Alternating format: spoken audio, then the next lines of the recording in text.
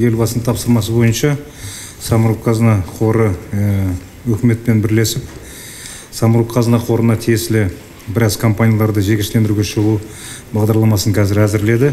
Бұл жекешелендіретін жаңағы мекемелердің тізімін алып қараған кезде, мынау әлемдік нарықта белгілі қағидаларды сақтауға тырыстық. Оның ішінде, егерде нарықта жекеменшік жаңағы кәсіпорындар болатын болса, осы біздің бизнесті жасап жатқан сол компания сатылуға тиісті болады.